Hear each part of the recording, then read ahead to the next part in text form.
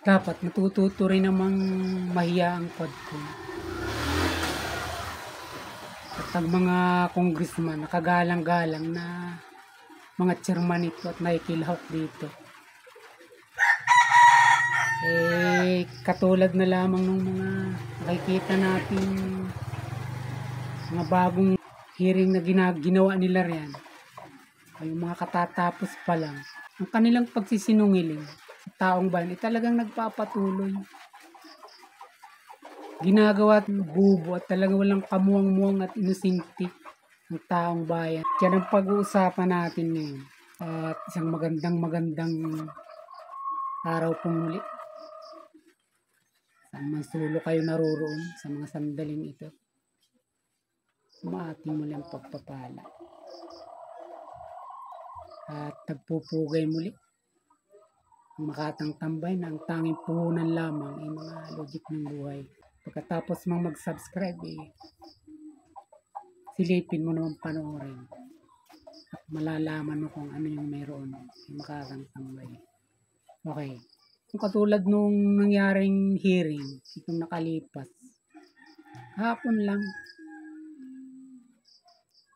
yung mga inilabas ni Trillanes, mga dokumento na di umano nga yung mga bank account ni Duterte ay pinapasukan ng mga milyong-milyong pera nagmumula nga ito sa droga. At ito yung inilabas niya. At yung mga kanyang mga dokumento nga kung titinong para mga totoo rin, para mga tunay din. At sabi nga niya, ito raw ay galing na sa AMLAC, tapos bagay binirify na ng ombudsman na authentic na. Totoo sabi niya. Ang problema, nung kahapon nga nag-hearing, yung mismong AMLAC ang nagsabi at sumupalpal sa mga sinasabi niya.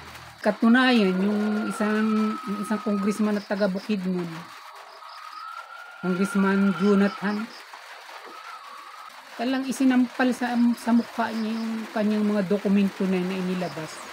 Yung nung nakaraang hearing na nakadalo pa nga si Pangulong Duterte. At mabanggit ko, ito yung mga dokumento na kanya na rin akusasyon noon. 2016-2017 na kasama nga niya rito sila sa Kanyas.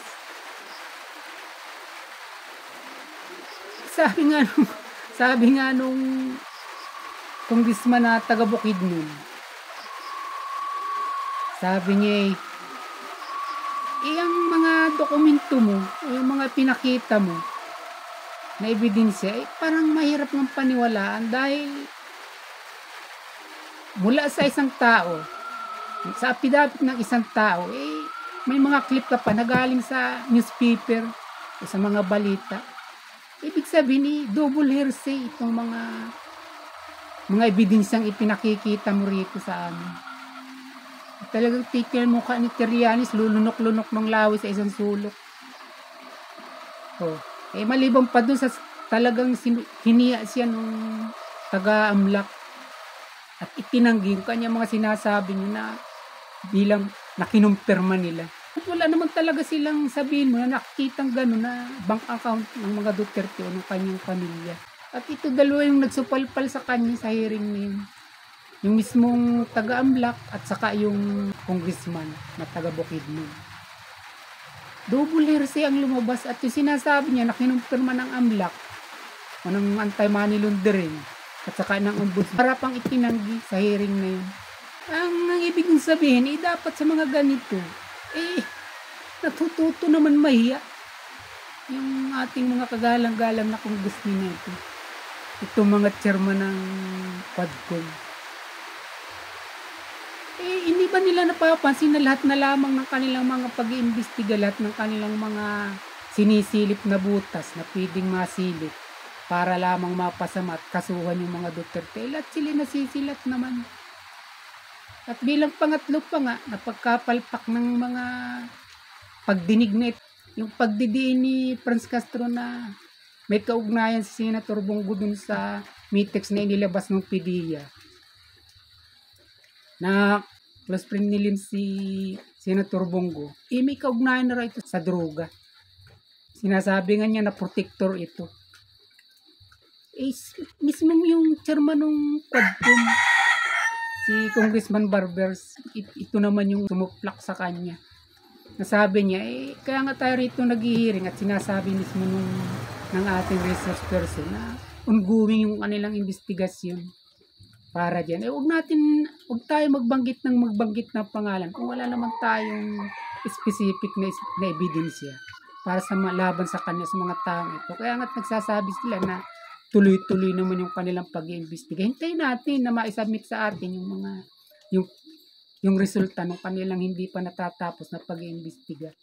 Halos matunaw dito si Franz Castro, talagang lulukot-lukot doon sa isang tabi na humingi ng paumanhin. Ay, ibig kong sabihin, sa mga ginagawa nilang ito, paano pa dito maniniwala yung tao?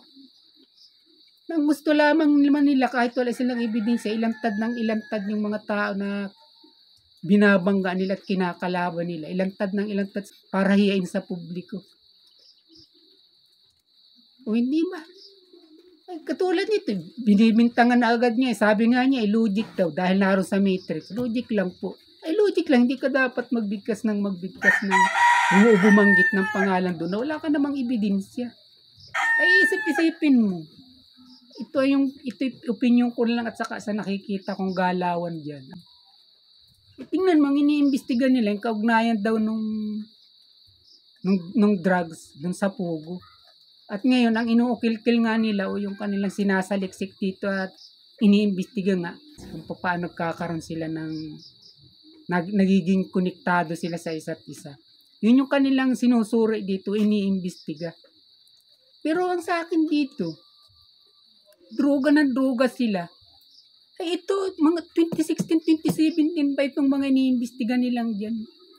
Yung pinakita na Matrix at saka yung akusasyon ni Trillanes na milyong pira na galing sa droga na nasa bank account ni Duterte. Noon pa rin ito at yun ang iniimbestiga ngayon. Ang ibig kong sabihin, droga, bakit ba ngayon? Wala ba ngayon kadroga-droga? Na ang ibig ba nilang sabihin ay kanila ini-investigate to at noon ito nangyari na talagang naging purwisyo ay ngayon walang kadruga-druga. Ba't hindi sila mag-imbestiga ngayon? Yung mga druga naman na kung ano naman yung mga nahuhuli nila na bilyon-bilyon din ang halaga. Ba't hindi nila imbestigan yung kung saan nagmumula yung kung sino yung mga sangkot naman dito? O kung may Kilyang din ba yun? O Alan Lin din ba yun? Isa na, dun sila tumutungo naman. Hindi yung puro nang iniimbestiga nila. Yung mga napakatagal pa. Na para bang ang dating tuloy sa atin. Ngayon panahon ito sa kasalukuyan. Wala na talagang druga ngayon. Parang linis na. Sa isang banda. Tapos na yung Di ba't inihinto na ni Pangulong Marcos yung Pugo? Dapat magpasalamat na sila wala ng Pugo. Ibig sabihin, hindi na rin wala nang dadaluyan yung droga na nagkakaroon ng kaugnayan sa Pugo. Dahil pareho lumalabas na parehong illegal ito na pinag-uugutan ng lahat ng kasamaan. O hindi ba? Inihinto yung Pugo. Pinasara na ng Pangulo. Tapos yun namang iniimbestigahan nilang droga 2016, 2017 pa. Ay kumusta ngayon pagkatapos nung iniimbestigahan nila yun? Wala na ba ngayon na droga? Para yun na lang nang yun ang pagtuunan ng pansin na imbestigahan. Sino na ba ngayon ang mga drug lords ng mga malalaki? O katulad nung inaakusahan nila si Michael Yang. O ngayon, sino naman? Alam nga naman na walang drug lords na malaki ngayon, walang drug lords ngayon na umiiral. Huwag tayo maglukuhan dito.